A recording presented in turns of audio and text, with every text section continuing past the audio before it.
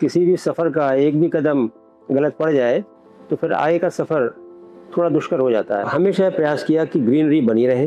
आपने हमारे परिसर में देखा भी होगा, लगता नहीं कि हम किसी उद्योग में जा रहे हैं। स्टील का उपयोग अधिक से अधिक किया जाए हर कार्य में, उस पर फोकस गवर्नमेंट का भी है और हम लोग का भी है। संभावनाएं अपार हैं, अवसर भी अपार है, लेकिन सही समय पर सही विषय को हम चुने, ये हमारी व्यक्तिगत जिम्मेदारी है। अगर सब लोग ऐसा करते हैं तो किसी के लिए भी कमी किसी बात की नहीं।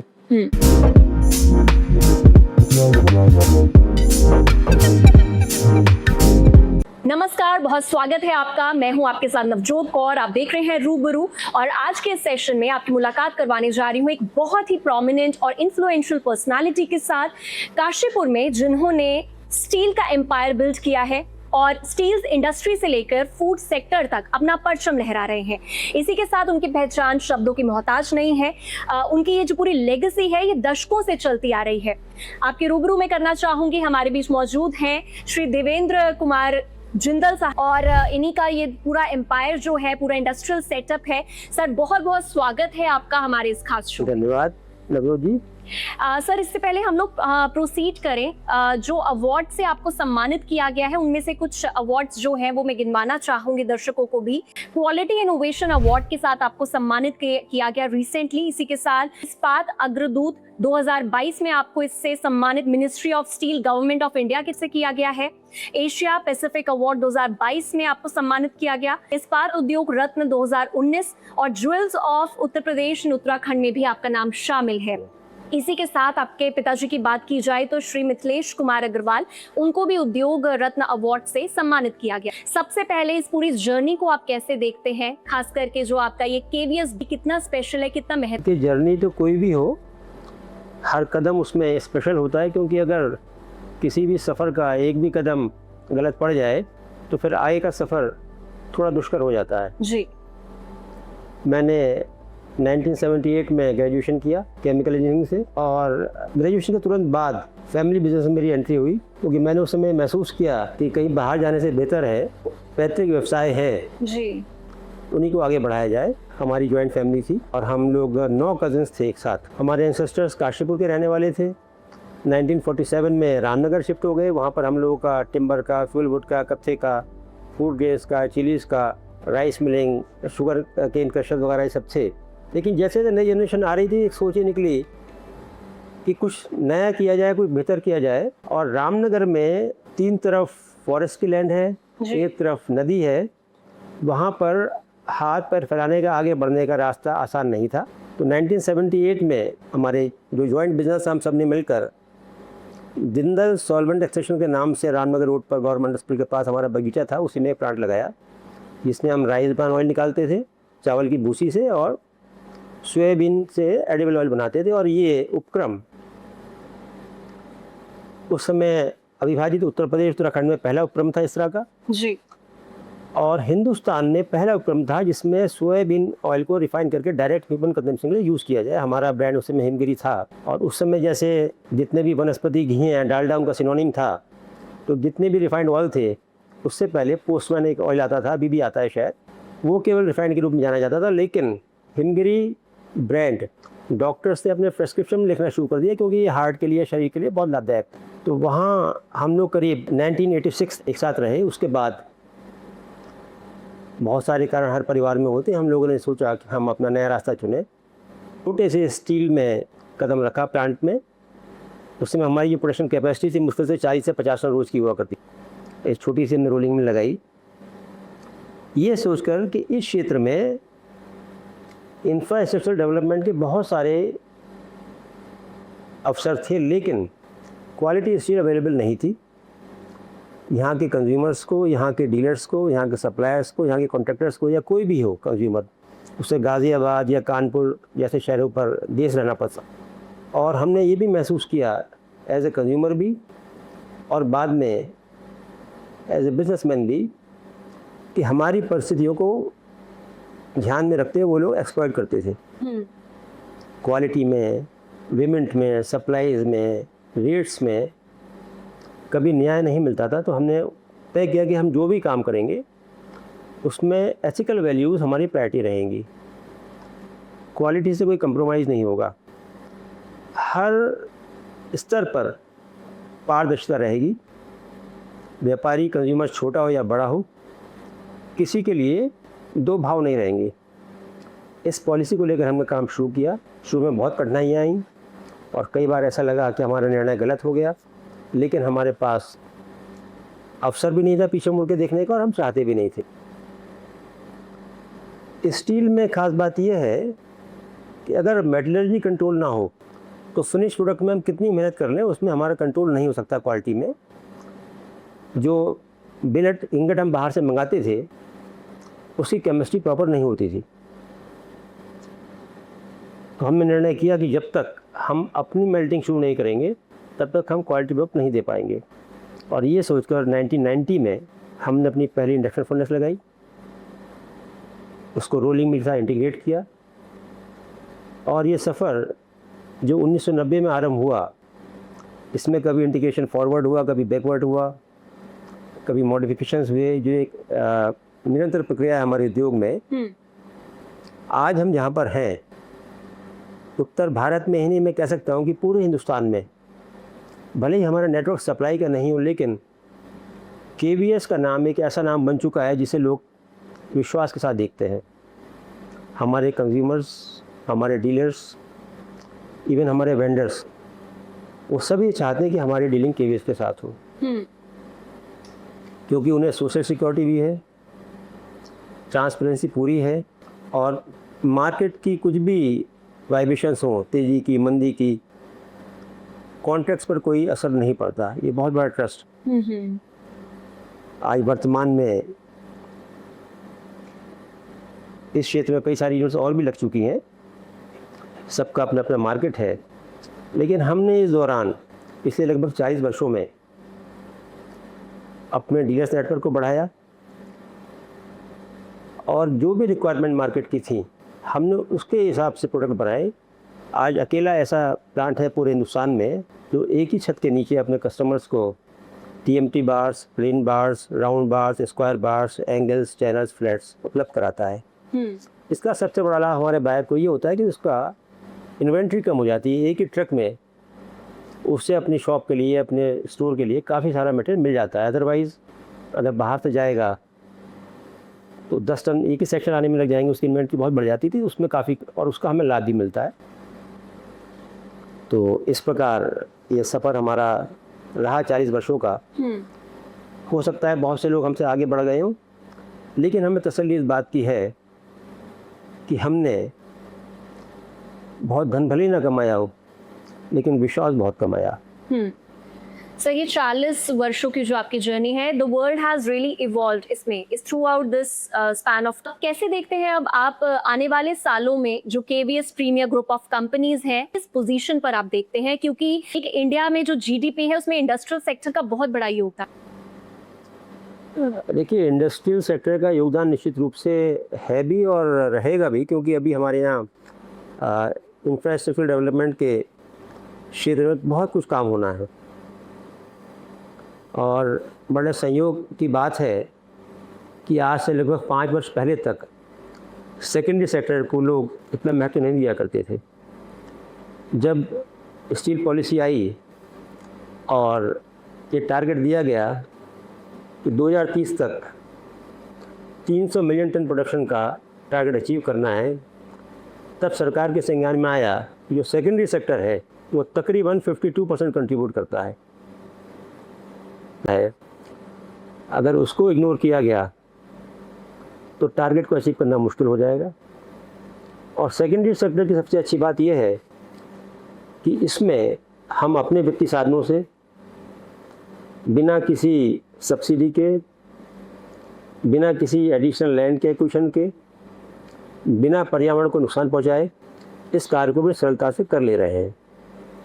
और उसी का परिणाम यह है कि हमारे सेक्टर बराबर प्रगति कर रहा है और आने वाले वर्षों में और भी करेगा। इसी के साथ सर, अगर वर्तमान स्थिति की बात की जाए तो ग्लोबल कॉन्फ्लिक्ट्स भी बहुत चल रही हैं। क्या लगता है कि जो ये कॉन्फ्लिक्ट सारा कुछ चल रहा है और वर्तमान जो पोजीशन है उसमें भारतीय स्टील उद्योग के सामने कौन सी चुनौतियां आ रही? देखिए, जो वर्तमान परिदृश्य है विश्व का, ये बड़ा अनसर्टेन है। अलग अलग हिस्सों में अलग अलग कारणों से अलग अलग देश आपस में जंग लड़ रहे हैं। भारत यद्यपि तटस्थ है, लेकिन परिस्थितियाँ ऐसी हैं पूरे विश्व की कि तटस्थ रहने के बावजूद भी उस आँच से बच नहीं सकते। जैसे सबसे बड़ा संकट इस समय पूरे विश्व में हार्मुज की वजह से पेट्रोलियम का है, और जब एनर्जी महंगी हो जाएगी या उसकी अवेलेबिलिटी कम हो जाएगी तो कोई भी उद्योग उससे अछूता रह नहीं सकता, कम या ज़्यादा। जी। इसी के साथ सर, उत्तराखंड सरकार की ओर से साल 2005 में आपको पर्यावरण पुरस्कार से भी सम्मानित किया गया। कैसे आप बैलेंस बनाकर रखते हैं कि स्टील इंडस्ट्री भी ग्रो होता रहे, साथ में एनवायरमेंटल सस्टेनेबिलिटी भी बरकरार रहे? देखिए, बड़ा महत्वपूर्ण विषय है जिस पे चर्चा आपने आरंभ की। जी। ये दायित्व तो केवल स्टील इंडस्ट्री का नहीं है, सभी उद्योग के लिए है, और उद्योग ही नहीं जो दूसरे व्यवसाय में उनके लिए भी है, क्योंकि पर्यावरण संरक्षण इसका कार्य तो हमारे घर से ही आरंभ हो जाता है। हम अपनी छोटी छोटी ज़रूरतें किस प्रकार से पूरी करते हैं, हम कैसे अपनी कुकिंग करते हैं, कौन सी गाड़ी हम ड्राइव करते हैं, हमारा एनर्जी कंजम्पशन का पैटर्न घर में क्या है जी। और जब बात उद्योग की आती है तो निश्चित रूप से एक बड़ी जिम्मेदारी उद्योग के ऊपर है। स्टील इंडस्ट्री की अगर हम बात करें, अगर आज से हम तकरीबन 30-35 साल पहले तक, तो जिस प्रकार का माहौल उद्योगों में था, लोग पर्यावरण के विषय में सोचते तो थे लेकिन संवेदनशील उतना नहीं थे। अब जैसे जैसे नई जनरेशन सामने आई, उन्होंने सोचना भी शुरू किया और कार्य भी करना आरंभ किया। हम, जैसा कि मैंने आपको बताया कि हमेशा एथिकल वैल्यूज़ को प्रायोरिटी पर रखते हैं, तो समाज, उसका स्वास्थ्य, उसकी समृद्धि हमारे लिए सर्वोपरि हमेशा से रही। और हम चूँकि एक ऐसे क्षेत्र के रहने वाले हैं जहाँ पर हरित क्रांति बहुत पहले आरंभ हो गई थी जी।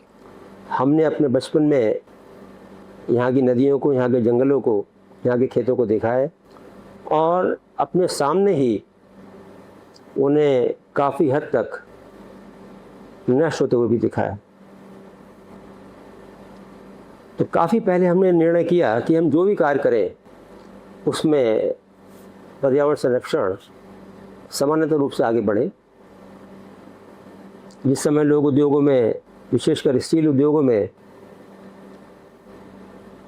फ्यूल एक्सट्रैक्शन सिस्टम लगाते भी नहीं थे, हमने उसी समय 1990 में कार्य आरंभ कर दिया था जी। क्योंकि उस समय देश में इसके लिए पर्याप्त और टेस्टेड टेक्नोलॉजी उपलब्ध नहीं थी। ट्रायल एरर करते गए, कई इक्विपमेंट्स लगाए, उनको स्क्रैप किया, फिर नए लगाए, फिर स्क्रैप किया, और हमेशा प्रयास किया कि ग्रीनरी बनी रहे। आपने हमारे परिसर में देखा भी होगा, लगता नहीं कि हम किसी उद्योग में जा रहे हैं। इसके अलावा उद्योगों में जो विभिन्न प्रकार की वेस्टेज होती है, वो ऑयल के रूप में हो, पावर के रूप में हो या संसाधनों के रूप में हो, उसके प्रति हम सजग रहे। और हमने ये अभ्यास अपने सारे कर्मचारियों को, अधिकारियों, श्रमिकों को भी कराया जो उद्योग में कार्य करते हैं कि हमें इस चीज़ पर ध्यान देना। उसका हमें पर्याप्त लाभ मिला और इसी को ध्यान में रखते हुए पूरे अन्वेषण के बाद, पूरे ऑडिट के बाद तत्कालीन प्रदेश सरकार ने हमें इस अवार्ड से नवाजा। निश्चित रूप से ये हमारे लिए प्रोत्साहन भी था और दूसरों के लिए प्रेरणा भी थी। स्टील्स टू मील्स के कॉन्सेप्ट पर आप आए। एक तरफ स्टील इंडस्ट्री ने बहुत ज़्यादा अच्छा फ्लरिश किया, तो दूसरी तरफ आप फूड सेक्टर में भी आए हैं, और I think this is the amalgamation of your name and Arpan ji's name, Dev Arpan group of private limited जो आपका है। तो किस तरह से आपने ये डाइवर्सिफिकेशन की स्टील से सीधे मील्स तक का ये सब? देखिए, मेरी व्यक्तिगत सोच हमेशा से रही कि हम जो भी कार्य करें वो सर्वोच्च स्तर का तो हो ही, लेकिन उसमें जो हमारी लोकल रिसोर्सेज है उनका हम भरपूर उपयोग करें, चाहे वो रॉ मटेरियल के रूप में हो, चाहे ह्यूमन रिसोर्स के रूप में हो, या सप्लायर वेंडर्स के रूप में हो, और उसका लाभ भी सबसे पहले निकटवर्ती जो बिजनेसमैन है, दुकानदार, छोटे या बड़े या वेंडर, उनको मिले। दूसरा, हमने ये भी सोचा कि देश में, जैसा आप लोग भी देख रहे होंगे, कि जो फूड इंडस्ट्री है वो हर तरफ फ्लोरिश हो रही है। आबादी बढ़ रही है, जी।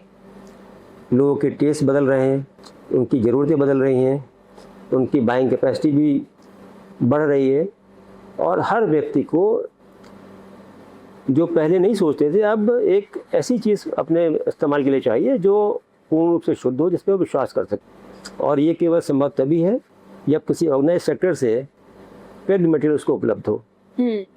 और बढ़ती आबादी में किसी और चीज़ की ज़रूरत शायद उतनी ना पड़े, लेकिन जो खाने पीने की चीज़ें हैं इसकी तो हमेशा कमी बनी ही रहेगी। ये सोचकर हमने बहुत विचार किया कि हम किस क्षेत्र में जाएं, जी।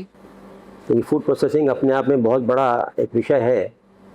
तो हमने जो रेडी टू ईट स्नैक्स थे उसमें हमने एंट्री ली आज से लगभग 10 वर्ष। और ये भी उस समय विषय आया कि कंपनी का नाम क्या हो। बहुत सोच विचार के बाद कि मेरी अपनी ही उपज थी, इन दो नामों को जोड़कर ये नाम बनाया जाए। और संयोग से पूरी हमें कृपा देवों की मिली इसके अंदर जी। ये नाम इतना पॉपुलर हो गया कि लोगों ने इसकी नकल भी करनी शुरू कर दी, कि लिटिगेशन भी चल रहे हैं, लेकिन आज ये एक हाउस होल्ड नेम बन चुका है। उस समय जब हमने आरंभ किया था उस समय केवल हमारे पास 5-6 प्रोडक्ट हुआ करते थे,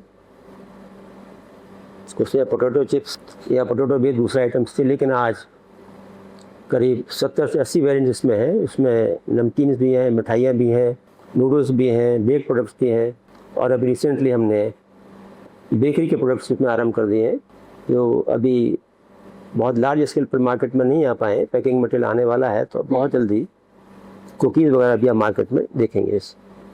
सर, स्टील इंडस्ट्री हो गया, इसके बाद फूड सेक्टर में भी आपने अपना इनिशिएट किया, जो भी प्रोसेसिंग, फूड प्रोसेसिंग, इसमें कट लगा रही हूँ दोबारा। सर, स्टील इंडस्ट्री हुआ और उसके बाद फूड सेक्टर में भी आप आए। क्या अब आने वाले टाइम में हम कुछ और भी प्रोजेक्ट्स देख सकते हैं जो आपके इस पूरे नेम, सॉरी कंफ्यूज हो रही हूँ, ब्रांड नेम के अंडर है ना? ठीक है। तो सर, स्टील इंडस्ट्री हो गया और फूड सेक्टर में भी आप आए, तो अब और आने वाले सालों में प्रोजेक्ट्स हम देख सकते हैं आप ही के अंडर जो शुरू किए जा सकते? बिल्कुल, बहुत जल्दी देखेंगे आप, क्योंकि हमारे ये दूसरे प्रोजेक्ट्स हैं वो ऑलरेडी कमीशन हो चुके हैं। अभी हमने केवीएस कास्टिंग्स के नाम से ही ग्राम महुआ खेड़ा में एक बहुत अत्याधुनिक इकाई लगाई है, जिसमें हम ऑटोमोबाइल पार्ट्स, डिफेंस के कुछ आइटम्स और रेलवे के पार्ट्स बना रहे हैं। चूँकि वो आइटम्स सीधे मार्केट में नहीं आते, ओईएम्स के पास ही जाते हैं, तो उस क्षेत्र में लोग उसको जानते हैं। और उसके बाद जो हमारा नया प्रोजेक्ट है पावर जनरेशन का, वो थोड़ा विलम्ब उसमें हुआ, लेकिन आज कल में ही कमीशन होने वाला है फुल फ्लैश। हमने अपनी जो एनर्जी रिक्वायरमेंट्स है उसको पूरा करने के लिए 10 मेगावाट का सोलर पावर प्रोजेक्ट महुआ खेड़ा में लगाया है। उसकी पार्शियल कमीशनिंग हो चुकी है, बाकी बैलेंस है। और ये सोच इसके पीछे हमारी ये थी कि एनर्जी की कॉस्ट भी महंगी हर साल हो रही है, हमें ग्रीन एनर्जी की तरफ भी जाना है, तो क्यों ना हम जो कन्वेंशनल एनर्जी है उस पर अपनी डिपेंडेंसी कम करें। इसको देखते हुए हमने बहुत साल पहले अपने प्रोसेस में जो कोल फायरिंग थी, फर्नेस ऑयल की फायरिंग थी, पेट्रोलियम फायरिंग थी, वो सारी एलिमिनेट कर दी थी। हम केवल पीएनजी पर काम कर रहे थे। अपनी वर्तमान रिक्वायरमेंट का करीब 75% हम सोलर पावर बायलेटरल परचेज से और अपने जनरेशन से पूरा कर रहे हैं। और बहुत जल्दी हम प्रोसेस में हैं विन एनर्जी के लिए भी। तो आने वाले समय में हमारी उम्मीद ये है कि हम तकरीबन अपने रिक्वायरमेंट का 80% विन एनर्जी से पूरा कर लेंगे। सर, भारत सरकार का ये टारगेट है कि 2047 तक डेवलप्ड इंडिया का जो ये विजन लेकर चल रहे हैं, इसमें आपको क्या लगता है कि भारतीय स्टील उद्योग का किस तरह से उसकी भूमिका रहने जा रही?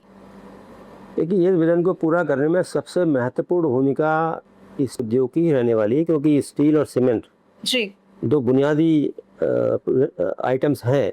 इनके बिना तरक्की का कोई भी कार्य, चाहे वो रोड डेवलपमेंट हो, एयरपोर्ट्स हो, बिल्डिंग्स हो, स्ट्रक्चर्स हो, ब्रिजेस हो, कुछ भी हो, पूरा नहीं हो सकता। और इसीलिए इसी को ध्यान में रखते हुए गवर्नमेंट ऑफ इंडिया ने अपनी स्टील पॉलिसी में 300 मिलियन टन का जो टारगेट रखा है, जो वर्तमान में जब टारगेट ये निर्धारित हुआ था उस समय करीब हम 125 मिलियन टन बनाते थे।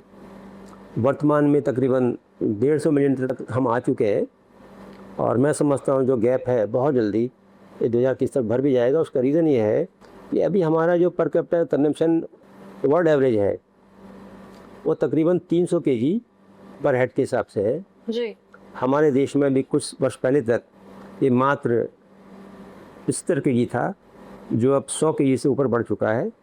और जैसे जैसे डेवलपमेंट के फेज़ आगे आ रहे हैं पर कैपिटा कंजम्पशन बढ़ भी रहा है। और दूसरी बात यह है कि सर्कुलर इकोनॉमी में ये रिसाइकलिंग ऑफ ये महत्वपूर्ण रोल प्ले कर रही है और इस बात को गवर्नमेंट ने समझा भी है।